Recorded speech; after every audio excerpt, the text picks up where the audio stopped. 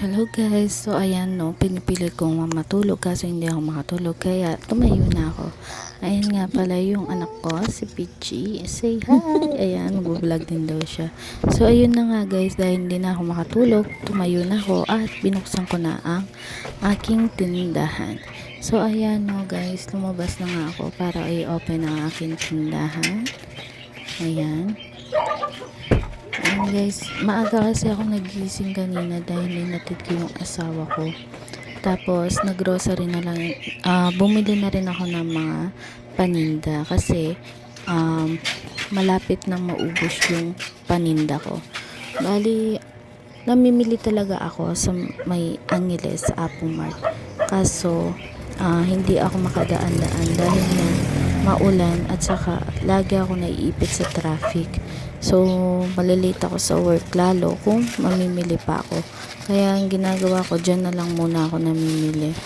Dahil kahit pa paano naman medyo malapit. Kaso wala sila ng mga toys. Puro candies lang, mga ganyan lang guys. So, ayan. Ganyan na lang yung mga binibenta ko muna.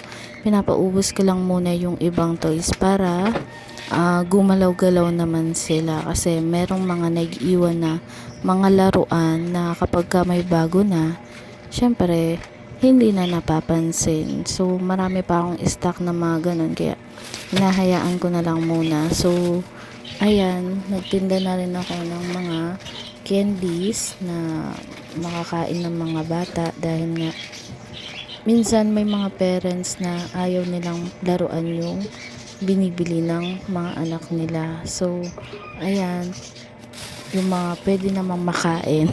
Kasi yan, lagi nila sinasabi, yeah, ma'am, binili mo. Di ba naman makakain yan? O, diba guys? At least ngayon, o, diba? Ayan, makakain nila. So, ayan. Ayan na nga, nagre-restock na ako guys. Meron din nga pala akong mga stock na mga Avon products at meron din akong mga sample dyan. So ayan, yung mga on hand ko ay binibenta ko ng cash, pero mas mura sila compared sa 1 month to pay.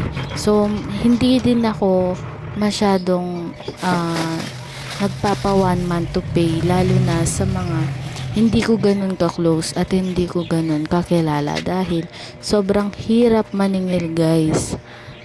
Ang hirap maningil pag nagpautang ka. Kaya ang ginagawa ko na lang, di baling konti na lang ang puhunan, tubo ko. Basta cash nilang babayaran. Kesa sa utang na walan ka na nga ng item tapos hindi pa nila mababayaran. So sobrang dugi sa ganun guys. So ayan guys, inaayos ko na nga yung mga paninda ko at lalagyan ko sila ng presyo dahil pag madalas nga nagwo-work ako, ayan, walang nagtitinda. So, may nagtitinda kaso hindi nila alam yung mga presyo. So minsan nabibigay nila na mas mura, minsan mas medyo mahal. So, pag mura nila na benta, ayan, lugi ako. Kaya, ang ginagawa ko guys, pagka may mga bago akong pinamili, nilalagyan ko na sila agad ng presyo para alam nila mama, nila ate kung magkano, pati yung asawa ko. So, ayan guys, dinidivide ko nga, tinitingnan ko kung magkano siya mabebenta at saka kung kaya pa ba ng mga bata bilhin. So, ang target ko talaga dyan guys, mga bata. So, mga toys, mga candies, school supplies, yung tinitinda ko.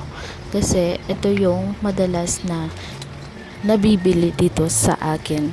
Kasi, kung magtitinda pa ako ng mga chichirya, mga ano, guys, sobrang daming tindahan dito sa amin. Kaya, marami talagang competitors. So, ako, sa street namin, ang alam ko, ako lang ang nagtitinda ng mga ganyan. Kaya, maraming bata ang bumibili. Kahit nakasarado ako, binubuksan nila guys.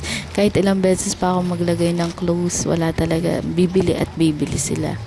Lalo na kapag may nakita silang mga tao dito sa bahay. So, ayan na nga guys. Kinakwenta ko muna din yung mga pinamili ko.